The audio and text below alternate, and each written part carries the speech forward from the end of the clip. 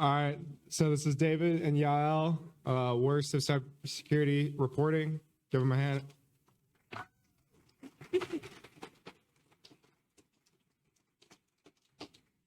Thanks for the warm welcome, y'all. We are back and we are roasting 2024. So for those of you that are new here, this is now, I think, our 6th year of doing this talk. So we'll just like briefly reintroduce ourselves. Yael, feel free to. Sure. Hi, everybody. I'm Yael. I'm a program manager, and I commit acts of journalism. And I do a lot of talks like this. And I got a master's degree in journalism at ASU, actually, which started, it was like sandwiched between 2 DEF CONs. So I had like a trepidatious, crappy DEF CON beforehand and a big party afterwards. Hey everybody, I'm David Huerta. I'm Senior Digital Security Trainer at Freedom of the Press Foundation. Also sometimes commits acts of tech writing and journalism. Also new news, I'm also part of the Open Technology Funds Advisory Council, which will come up a little bit later on. I was also one of the first folks behind Heatsink Lab. So if you haven't seen that, go check it out. It's down the street. Also, I dropped out of ASU. Well, so welcome back. So we have a lot to talk about this year. Actually, we have a lot to talk about this year. So we're going to like speed through this as fast as possible. We may have extremely limited time for questions. Just a heads up on that. So find us afterwards if you do have any. Okay, so just a quick rehash of what we cover. We are covering news articles, not marketing materials, not PR releases, not op-eds, which are the things people normally kind of bring up to me, or like, what about this? This is bad. I'm like, that's an op-ed. That's not a journalism like article. TV news, we're not covering that. I don't even own a TV. We're not also doing just like random like tweets, because that's just all kinds of stuff. Some recurring reminders: a bad article doesn't mean the author is bad every time. A bad author doesn't mean the publication is bad every time. A bad publication doesn't mean the industry is bad every time. We do actually like journalists. We work with them constantly. We even like some of the ones that we roast sometimes. Just, you know, everybody makes mistakes, exceptions that prove the rules, etc. We like to focus on ways both journalists and hackers can do better. And speaking of blue screen, like going back to this, like there's kind of a reason why we don't have any CrowdStrike articles here. It's just like the industry actually did relatively good at that. I tried looking for bad articles. I found several bad op-eds and Medium articles and Substacks and tweets and posts and Mastodons and Blue Skies. No like actual like nothing in the paper, so to speak. Anyway, so let's start with our first category, which is just straight up BS.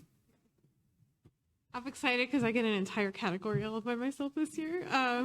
And the first article here is this one about how I read online 3 million smart toothbrushes were used in a DDoS attack. Really? And then fast forward, this is on February 6th, fast forward to the next day. 3 million smart toothbrushes were not used in a DDoS attack after all. But it could happen. It could have happened. What's next? Malware infected dental floss? Even the smallest smart home devices can be a threat, except they weren't. And this actually came from an article that was, I think this is German? It's in German, but it's in German from a Swiss media, or yeah. Yeah, and it was based on an example from Fortinet, which was hypothetical. And everybody ran with it. ZDNet, Independent, Times of India, TechMeme, Boing Boing, et cetera, et cetera. This is a fictitious example of how a DDoS attack could knock out a company for hours, causing millions of euros in damage. But it didn't actually happen. It's a made-up example. So it was also talking about no-name DDoS, which also isn't toothbrushes. And then there was articles about, like, how did we get this wrong? How misinformation spreads in cybersecurity. And I thought it was kind of interesting that the newspaper didn't actually fact-check the actual story it presented as fact, which I always fact-check. I always fact-check anything a hacker tells me, or I try to, especially if I don't speak the language that it's in. Like, if you are writing a, like, sort of copycat article based on something somebody else wrote, like, Google Translate might not be your friend. So it's just a lot of lack of verification in the assignment says stories. And then Fortinet, like, I don't think this is all in the journalist, because the company took a really, really long time to correct the record while their share prices skyrocketed. So that was one example. And then the next one example is this article that I read in space.com about how powerful twin solar flares erupted from the sun as cell phone outages spiked across the US.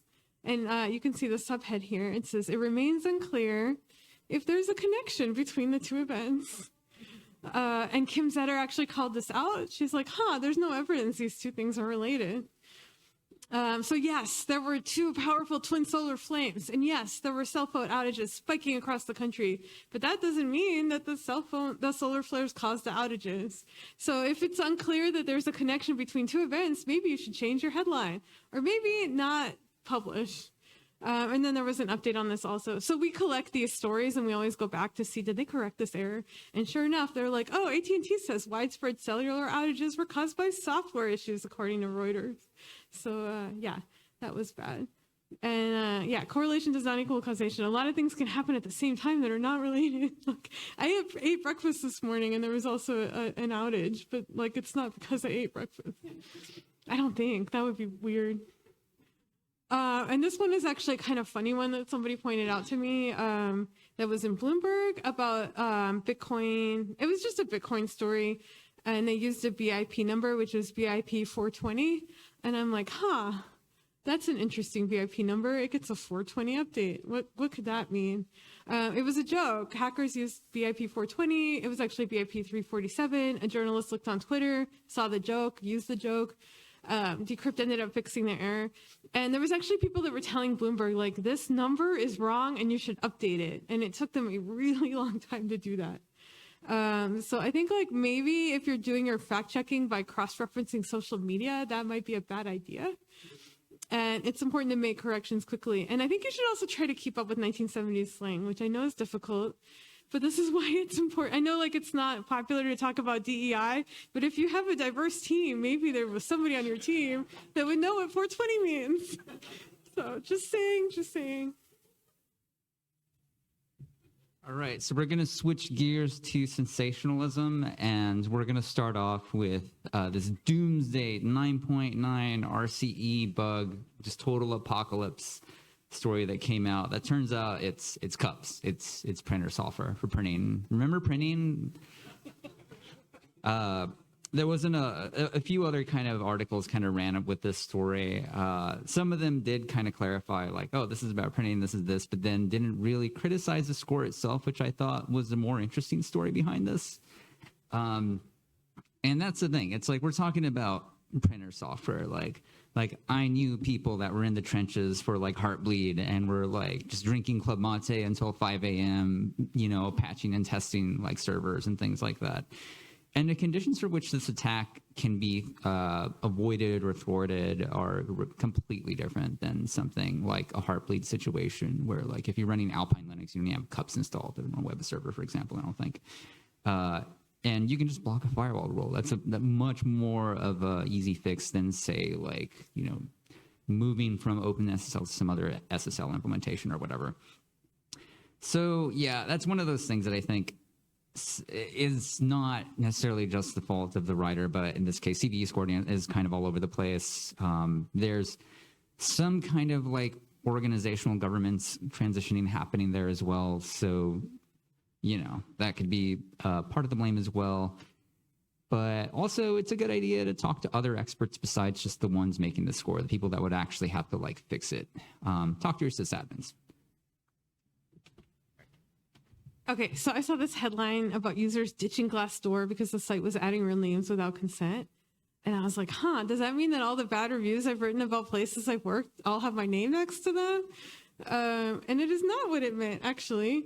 And also, I'm not really sure who users is because they only quoted one person who was, and it was actually kind of a big deal. Like, what Glassdoor was doing is they were actually linking names with people's accounts, but they weren't putting it next to the reviews. They were getting it from public sources, which is sketchy enough on its own. But what I heard was people freaking out because they thought, like, I'm going to get fired because I gave the job that I'm at a bad review. And that didn't actually happen. It stores names on profiles, so theoretically that could come out if Glassdoor was subpoenaed or data is leaked somehow. That never happens, right? No, it could come out, and I thought it was sketchy that they were updating profiles with data obtained by third parties, but I thought this was a bad headline because it was potentially misleading about the extent of it. And it also says people, but they only quoted one person. And I'm like, are people leaving Glassdoor because of these policy changes or because they think their name will be next to their reviews? Unclear. right. So we're also going to talk about this particular story from CSO Magazine about RSA encryption and breaking it with quantum computers. So this comes up if you've been to these talks before, about once a year for the past like 4 or 5 years. There's just a lot of context that gets sort of lost in these kind of like articles. To give people back some of that context, like our 330-bit RSA, which is a higher number than 22, by the way, was cracked with like ancient, old, beige, like Packard Bell computers like 30 years ago. It's not that cool, actually. And if you look at, a lot of things that are the byte sizes, the key sizes that we would see now, it's significantly bigger than 22. And exponential math, if you know what that is, it's not like just a like quick leap and be like, oh yes, 1 digit more means a slight, increase in the need of computing. But like, no, that's not how exponential math works. There's a thing on Wikipedia called the like rice and chess problem, which talks a little about exponential math. Fun read. Says the man with the calculator watch. There's also a few other places where this story was kind of tried to sort of force that into being like a Bitcoin story. So this is one from Futurism that said like, this would crack Bitcoin in half. And like that kind of architecture in Bitcoin has a few more mitigations to it. So that old school attack wouldn't work. It's not 2012 anymore. But also just like Bitcoin doesn't use like really, really small key size. So it's kind of not even really applicable. Interestingly enough, PR did good this time. RSA, which happens to have a lot of people that know a bit about how RSA encryption works, kind of like literally set the record straight and kind of had a really good fact checking of these kind of stories and sort of helped kind of clear things up for people. So yeah, quantum computers are just way too hyped up, I think. People do a lot of talks about how they're going to break everything, but they might not. And there's actually you can't just count on there being more qubits in the future. It's not just like making like nanometer size chip dies like smaller. Like there's like weird limitations and also just a lot of known unknowns on that horizon. And the history of cracking encryption keys is not zero. Like there's a Wikipedia page for it. Probably would recommend checking that out just to see like what people have done so far. Like what has already been like a cracked problem, a cracked algorithm. Okay. I do like the idea of cracking a Bitcoin in half, though, especially when it's not an actual physical coin. So that's fun. Okay, so this one I thought was really funny. It's about iPhone owners saying the latest iOS update resurfaced deleted nudes. And I'm like, that's interesting. How does it know which pictures to resurface? Like, is this AI? Like, is there somebody looking for nudes? But actually what was happening was that deleted old photos were resurfacing, but a fraction of those photos happened to be nudes. And it wasn't even just images, it was also voicemail messages. Some of those might have been racy voicemail messages. But I just thought this was kind of a classic clickbait. And I feel like people might be more worried or intrigued by reappearing nudes than reappearing photos that happen to include nudes, than reappearing files that include photos that include nudes. But I just thought that was a crappy headline. So, and we're going to move on to misleading headlines and stories. So this is a story that came out that was basically claiming that Facebook/Meta could see the DMs of people on Netflix somehow. And there's a few kind of other stories that ran with this claim. And if you look at like where that claim comes from, in this case, there's a court document that basically alleged the same thing, but was maybe not exactly accurate in terms of the capabilities of the API that was being used to actually gain access to things. So this is basically like just one of those incredibly boring features to tell your friends what you're watching, which I thought was like what offices were for. Like people go to an office so they can tell their coworkers what TV shows they're watching. Like, I don't know what else offices are for. And in this case, it's basically a very limited set of access. It's not actually just like, siphoning off all your data necessarily. But yeah, can you blame people for believing this? Like, Meta has a long history of this. I mean, I don't know if you've heard of Cambridge Analytica, another story from a few years ago to look into.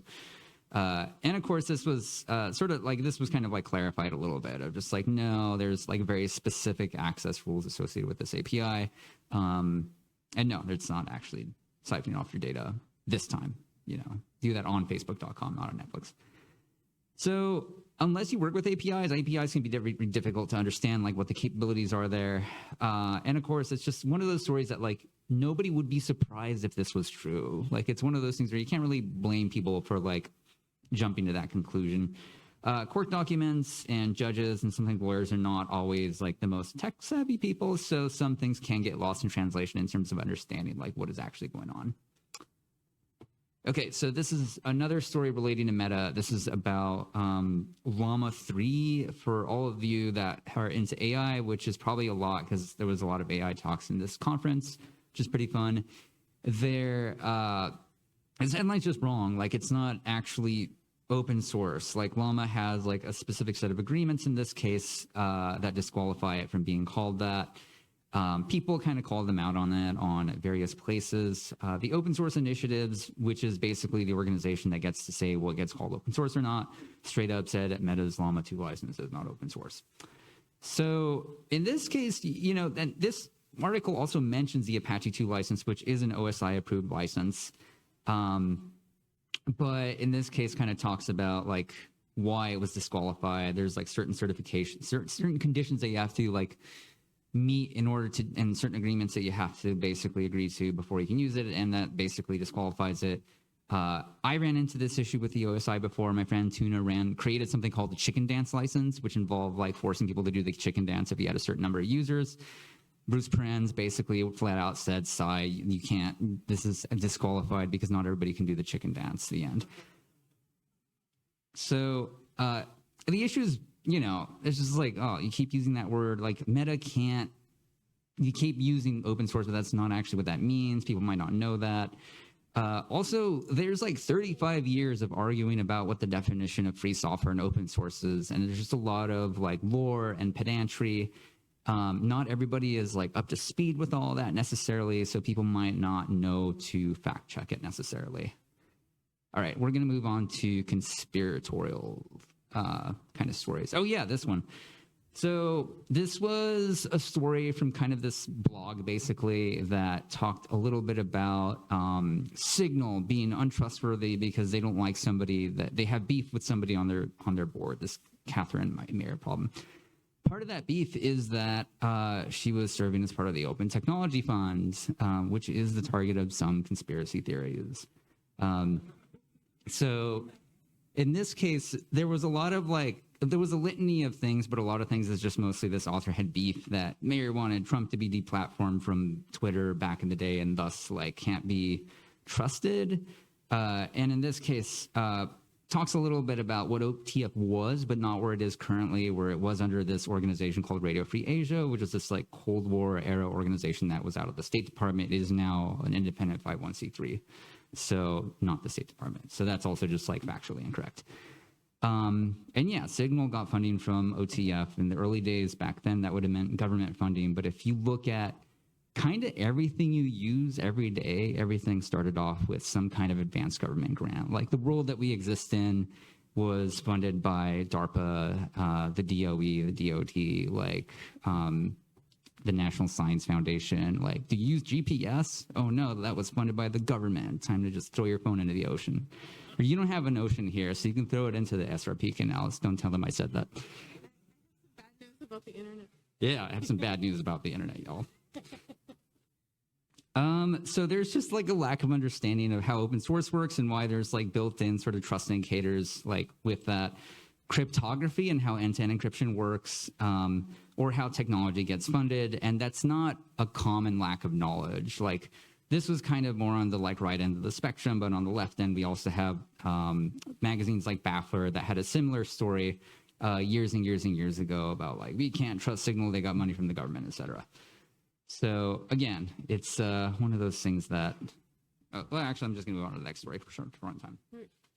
Oh yeah, we are. I'm not a lizard, basically. Yeah, he's not a lizard. I can confirm this. This is a slide we're sharing because we both wanted to talk about it. But there's this undisclosed WhatsApp vulnerability that apparently lets the government see who you message. Engineers are warning that Meta. I feel like this is every year. Every year somebody is like, oh, the government can see everything you send on your end-to-end encrypted chat. You should instead use Telegram, which is not end-to-end encrypted by default. Or like, I don't know, it's annoying. Yeah, you wanted to talk about traffic analysis. Oh yeah, so traffic analysis, for any of you familiar with, is basically kind of like network level stuff where you're just seeing like packets flying around and stuff. Like this is an attack that would be done necessarily, at least the way they're describing it, from the perspective of Meta, where they would have access to the unencrypted data flowing through their networks, but rather by somebody owning like the telecom system, the networks, et cetera, has access to that. Very, very limited set of access to data because of metadata, just because of the fact that everything is kind of TLS encrypted now. And in WhatsApp case is also end-to-end encrypted. Anyway, that's my only point. Yeah. This cites AI systems like Lavender and spyware like Predator, but doesn't actually make any obvious connections. So it's fun. Yep. Pretty much sums it up. Okay, and this is another recurring character in this kind of like series is the burner phone article. So it's the Intercept's turn to do one of these again. All right, so this one is a little bit better than the others. It talked about basically using a payphone to get a phone number that will let you kind of set up a Signal account without like a real number installed. There's a lot of other like, this kind of didn't make the same mistakes a lot of other ones did, but in this case, you do have to think about, even though Signal itself has very little metadata, there are some that it does include, and the kind of 2 bits of metadata would be relevant in this case. In this case, account creation, timestamp, and phone number. So if you are going to, in this case, a payphone in Palatka, Florida, or wherever it was, and you obviously like bring your own phone, because they always leave out the part about like don't bring your actual phone with you when you do this.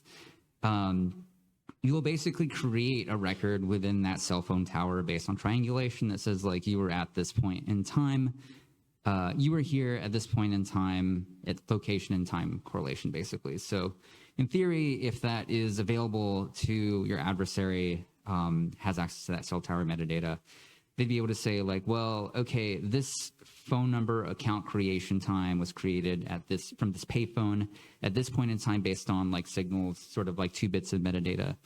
And what else do we have in the pile of like cell phone metadata that would say like who else was in that physical space at that physical point in time, in which case then your personal phone and your burner phone, like sort of like next to it, might be a huge sign that that was you. There's also the issue of just like telling people to use used phones or old phones. There's a little bit, there's kind of like mixed messages on this, partially just because it's not like the SIM card isn't the only identifier, eSIM identifier. There's also things like the IMEI or chip identifier, basically a MAC address that broadcasts to cell towers as well, with or without a SIM. And this is why like things like 911 still work without a SIM card, for example. So yeah, these happen every year. I think people get a little bit too confident about their ability to understand all the possible things that can go wrong. And I can't really blame them. Like, this is a lot of just like very esoteric knowledge, and nobody has like a normal way to learn like weird facts about cell phone towers and law and like things that have been like made record, or like what gets surfaced from subpoena, etc. All right. I just want to say for the record, I really like the person who wrote that guide. And so if you're watching this, sorry. There's one every year. It's somebody we really like. This one is really funny because I bet we all have a friend who's a conspiracy theorist who's like, they'll deny it, but your phone is definitely listening in. And I always think it's really funny because my phone would run out of batteries if it was listening to me 24/7. Like the battery just would not last that long. But I also just like the definitely, I'm like, you're really confident here. I think people really want to believe that their phones are constantly listening in. There's ways to tell if it's actually happening. But usually someone's like, no, I was talking about this thing and then I saw an ad for it. And I'm like, okay, so you're really good at remembering a coincidence. I was thinking about something and then I saw an ad for it. Does that mean that my computer is in my brain? Like, and I think like there are companies that have over-listened and data flowed into the wrong systems. And so people are always like, see, this is the evidence. Because I think they really want to believe this. But the actual truth is creepier. It's that like your phone is not always listening, but it knows what you're thinking anyway. So I'm like, that's like the real conspiracy. And I think people just really want to believe something. This article gets a lot of eyeballs, but just because you want it to be happening doesn't make it, or you really feel strongly that it's happening, doesn't actually make it true. Okay, so now we're going to talk about what we can do better as journalists, security researchers, and comms this year. And my tips for journalists are like journalists don't always pick their headlines. I feel like you should really push back when the headlines are unclear, incomplete, hyperbolic, could be misleading. Just tell the editor, I don't like that headline, and just push back on it without getting fired if you can. Make sure to fact check stories you're citing, especially when they're written in a language you don't know. Like maybe find somebody who knows that language and ask them, is this actually the thing? Maybe call the company that made the initial claim instead of just saying as reported by this newspaper in another language. And verify the accuracy of social media posts too, because sometimes they're wrong, believe it or not. Correlation is not causation. We talked about that a lot. If somebody tells you there's an error, you should fix it. I think sometimes there's a tendency to be like, oh, I'll wait to see if anybody else notices. Because people will call you out on correction notices, even though they will close 20 bugs and be like, oh, look, I'm a great developer. But if you have one error, they'll be like, oh, you suck as a journalist. So I think sometimes people tend to not want to admit when they made an error, but I always say it's better to have a long correction in an article that's accurate than not. And then also have a diverse team. This isn't just about 420 jokes. There's things that you could be inadvertently doing that are offensive to whole classes or groups of people. There's slang or context you might miss. So DI is not just a buzzword. It's you want to not look like a dumbass. So have a diverse team that can pick up on the things you're missing out on. All right. Do's and don'ts for security researchers. It is a good idea to consider the severity of a vulnerability in the actual context of when it could actually be how it's actually going to be used in the real world. Don't just trust a number from 1 to 10. It's a good idea to read up on the history of exploits related to the one you're researching. I think it's useful for just a lot of reasons to get an idea of and it's kind of giving a reality check of what does this actually mean. Learning exponential math might be useful, just because if you're talking about encryption, it is a thing that comes up. Catch up on 35 plus years of open source penantry and naming things. It's not fun though. Okay, so yeah, I already kind of alluded to this. CVE scores aren't everything, so that's something to be explained. And it's a good idea to make sure that hypothetical examples are definitely named as hypothetical examples. You're not Orson Welles. You can't pull that stuff off. If a journalist does present facts as fiction, put out a statement, ideally before it goes viral. Okay, we have very limited time, but we do have, I think 5 minutes left for questions. Nope.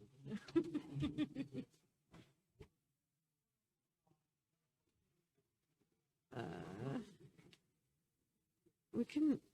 What do you think will be the next big wave of tech reporting that will go the wrong direction?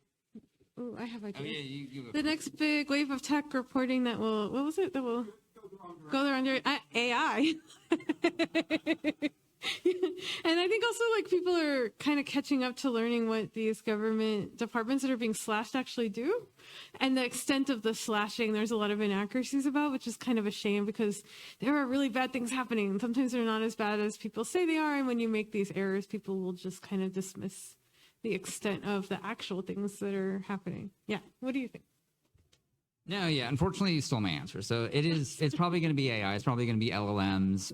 People just frankly, if you talk to people that are not in the weeds of this stuff, their mental model comes from science fiction. They think that this is basically a robot that can commit no error, say no lies, that can be trusted to only tell the truth. And that's obviously false. It's not data from Star Trek, sadly.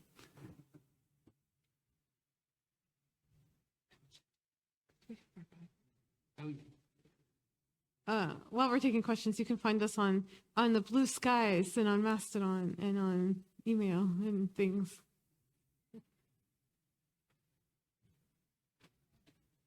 Cool. Well, if you all have questions after this, feel free to come up to us and ask us anything, or maybe not anything, but most things. Yeah. Thanks for joining, y'all.